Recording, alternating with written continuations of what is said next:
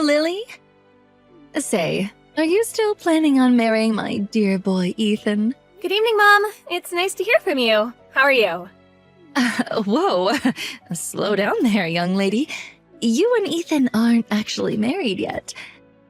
Calling me Mom seems a little inappropriate, don't you think? Sheesh. Oh, I'm sorry about that. I didn't mean to upset you. Let me just start over. How are you, Donna? Fine, whatever. Just answer my question, hun. Are you really going through with this wedding? Yes, I was planning on it. Otherwise, I wouldn't have said yes when he proposed. Plus, our wedding's tomorrow, and... All right, let me ask you this then. How much money do you have in your savings? What, this again? What about your parents? How much money do they make? They better be saving up for their own retirement. Are they in debt? Are you in debt? Whoa, you really need to slow down, Donna. We've been over this already. Why do I have to share any of that information with you? I am marrying your son after all, so I can see why you're concerned about my financials.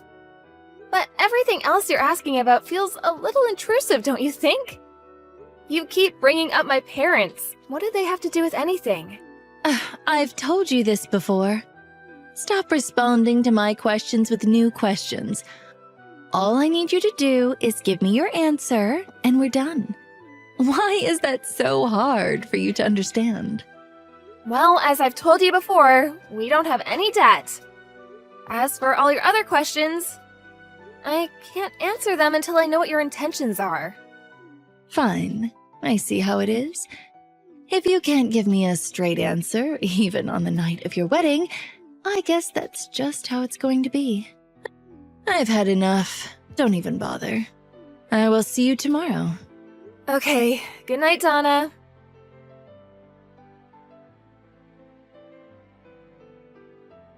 Hey, Ethan. Your mom texted me again asking about my family's financial situation. What? Again? Jeez, I can't believe she's still bringing that up. What exactly did she ask you this time? The same set of questions as before, and the time before that. I see. Dad and I have both told her it's not polite or appropriate to pry like that. But it just goes into one ear and out the other. I'm really sorry. It's fine. I'm just glad at least you and Victor have my back. We need to make sure we keep an eye on her at the wedding tomorrow. I hope she doesn't try to pull anything stupid. Worst case, if she does, I'm prepared to kick her out of the venue. I really hope it doesn't come to that. Same here. I'll talk to Mom again tonight. Make sure she doesn't try anything funny tomorrow. I'll ask my dad and my other relatives to keep an eye on her too. I'm really sorry about all of this. My mother making a scene is the last thing we need on our wedding day.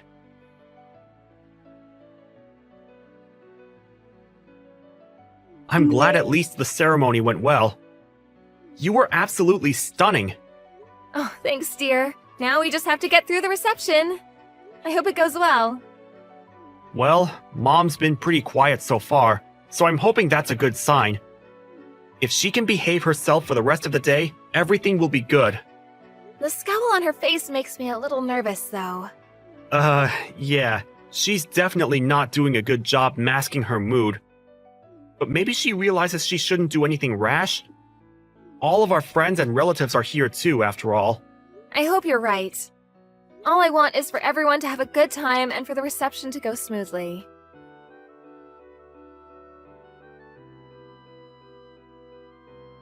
I knew it. So you were after our money. You've been exposed, Missy. Ethan definitely won't go through with this wedding now. Oh, how unfortunate for you. What is your problem? You yanked the microphone out of the MC's hand, then you started insulting me, calling me a money-grabbing gold digger. And then you poured wine on my dress and announced that the wedding was off. How could you do something like that? Because I had to. You left me no choice. I've been on to you for a while now. I found it odd that you could never give me a straight answer about your finances. Something smelled fishy. But listening to your father's speech made it very clear to me. You were only with Ethan so you could get your hands on our money. You were so close. You must have been ecstatic about the opportunity to marry the son of a CEO. Well, too bad. Have you lost your mind? What part of my father's speech could have possibly made you think that? You better have a good reason for interrupting him, because that was incredibly rude. I'll give you 3 good reasons. First of all, he said that you went to a vocational school. Your family must have been so poor that the option of going to college was never even in the cards. Second of all, your father said that he was sick. Therefore, he can't work. So that means when my husband and I met your parents for the first time, he lied to us about working as a cook. And third of all, your mother works full-time. What woman would choose to do that if your family wasn't in need of money? Your mother could have been a stay-at-home mom. But that's not the case. So, there you have it. All the evidence I need to conclude that the only reason you were trying to marry Ethan was so that you could be the wife of a future CEO and take all our money. Not so smug now, are you? You deceitful low-class bimbo. You have no place in my family. Uh-huh, I see. Fine then, the wedding is canceled. I hope you're pleased with yourself. I am, indeed. Now, get lost, you beggar.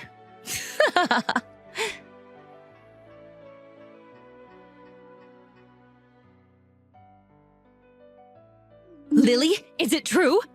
I heard that after you announced that you canceled the wedding yesterday, you actually carried on with it as planned. Yes, we did. We were actually going to cancel the reception and send everyone home after you ruined my dress and my father's speech. But after seeing everything that happened, the staff at the venue felt bad and were kind enough to let us stay later than the time we booked the place for. Fortunately, we were the only couple getting married there yesterday, so they didn't even charge us for the extra time. It was very nice of them to make those arrangements for us.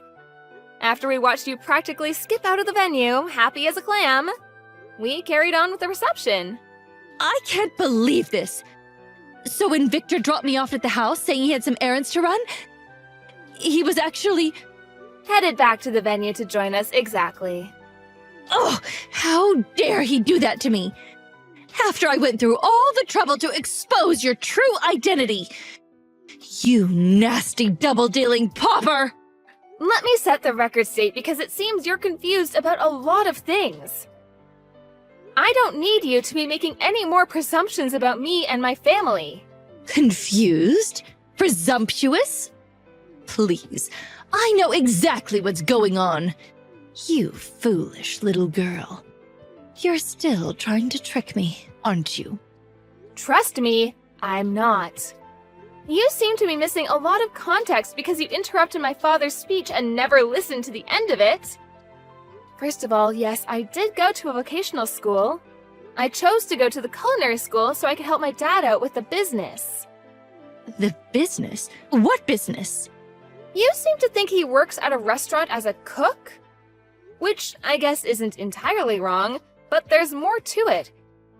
He's the head chef at the restaurant he owns.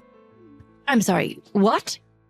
I went to culinary school so I could learn the basics and prepare myself before I started working with my dad at the restaurant. The head chef and owner of a restaurant? What are you even talking about? My great-grandfather opened a gourmet Italian restaurant way back in the day, and our family's been running the business for decades. As for my dad being sick, that was back when I was in high school. Thankfully, his recovery went well. He's all better now and works in the kitchen every day. But he never mentioned anything like that. If you recall correctly, in the speech, he mentioned the time he got sick. He never said he was chronically ill. Plus, after you left, my dad got to finish his speech, and he made a mention of it. He thanked me for my support and for helping out with things at the restaurant during those difficult times. My dad wrote his whole speech down before the reception. So if you hadn't interrupted him when you did, the fact that he made a full recovery would have come up later in the speech. I didn't think there was much more to it. And about my mom and her career, she still chooses to work because she loves what she does. Becoming a counselor was her dream.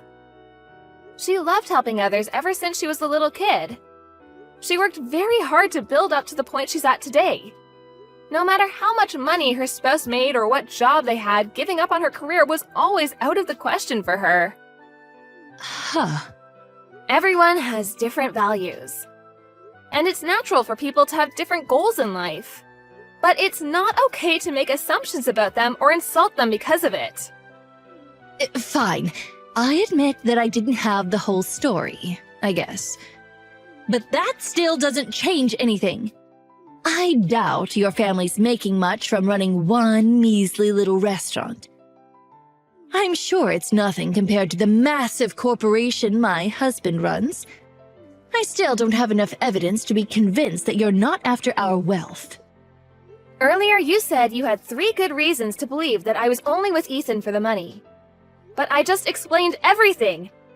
The assumptions you based your reasons on were wrong in the first place. Your arguments are completely baseless. Oh, you're just splitting hairs at this point. You think you got me beat with your flimsy argument? None of that matters because you're not marrying Ethan. I won't allow it. He's going to be leading the company after my husband retires. Being with a poor peasant girl like yourself is detrimental to his future.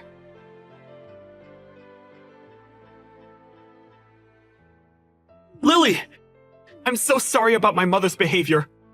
I have no idea what's gotten into her, but it's completely unacceptable. I'm okay, Ethan. At least you and your dad are on my side. Of course we are. We know you and we know your character. You're a kind, hardworking, and loving person. Thanks. I really appreciate that. So, I have something I wanted to talk to you about, and I want my dad and your parents to be there to hear it. Can you talk to your parents so we can arrange a time for all of us to meet in the next few days? Alright, sure. What is it that you want to talk about, though?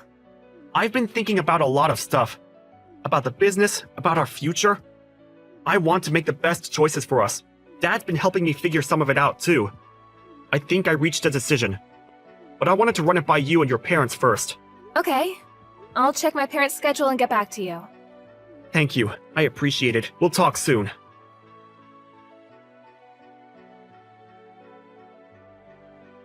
Lily, answer your phone this instant. What did you tell my husband and son? There's no way they would treat me like this unless you were behind it. I'm not behind anything, Donna. Victor and Ethan just told me what I assume they told you. Ethan said he wanted to take my family's name and cut ties with you. And Victor said he was going to officially announce that Ethan's cousin Sean will be taking over the company after he retires. Oh, and that he's also planning on divorcing you. At least that's what my parents and I were told. That's all I know. You can't be serious! Why wasn't I part of this conversation? Oh, unbelievable. Well, considering the way you behaved at the wedding, I'm not surprised that Victor and Ethan felt they wouldn't be able to have a rational discussion with you. It might feel unreasonable, but I can't really blame them. This is an outrage. After 30 years of marriage and dedicating my life to being a devoted housewife and supporting my husband while he ran his family's company. What irks me the most is that Victor's telling me that when we split our assets after the divorce, he's going to make me take part of my share and pay you for the damages that I caused at the reception. $50,000! All of his relatives are saying it's only fair, but they're wrong. Everyone's being so cruel to me. I can't stand this.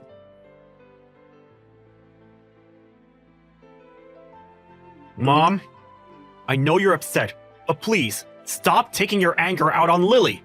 Ethan? Oh, don't tell me you're with her right now. Of course I'm with her. We just brought our papers to City Hall. It's official. We're a married couple now. I can't believe it. I took her last name, just like I told you I would. What have you done? I'm going to keep working at Dad's company as an employee, but I'm not involving Lily or myself in business operations. But you're my only son. And you were supposed to take over the business, become the CEO. Do you truly think that what you're doing is acceptable? I already told you, Sean's taking over the business, not me. And besides, this decision wasn't official until now. But it was practically decided for a while. What? You just assumed I was taking Dad's place and made a whole big deal about nothing. But think of the position that puts you in. This puts me in a great position, because it's exactly what I wanted. Sean's great at what he does. He's skilled, innovative, and very capable. The company's in good hands with a businessman of his caliber at the top. You may have supported Dad at home, but you have no say in what happens with the company. It has nothing to do with you. This can't be. Lily's my family now. I need to go. I'm sorry, but after everything you did at the wedding, I've lost respect for you completely. And I honestly just want nothing to do with you. And as far as your relationship with Dad's concerned, go talk to him about it. I'm sure you both have some stuff to figure out. Ethan, no. Please wait. Bye, Mom.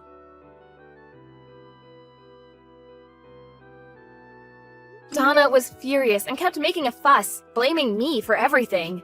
But Victor's lawyer told her that she should consider herself lucky that I wasn't suing her for assault or defamation, and that she should be grateful that the family wanted to settle things in a civil manner. I guess that scared her quite a bit because she signed the divorce papers immediately after. I don't understand why she thought what she did at the wedding and her divorce had anything to do with each other, though. Because she was nervous that I was going to threaten to sue her if she didn't sign. Either way, Victor and Donna split their assets after the divorce, and Donna got a chunk of money. But she had to leave and go back to living with her parents. Bad news travels fast, apparently, because all of her friends and neighbors knew about what she did. Donna overheard one of her neighbors gossiping about her one day and punched her in the nose. The neighbor had to go to the hospital and sue Donna for medical expenses, so the money she got after the divorce was completely gone. Her parents kicked her out of their house, and apparently she lives in a town far away now. All alone, working to support herself every day.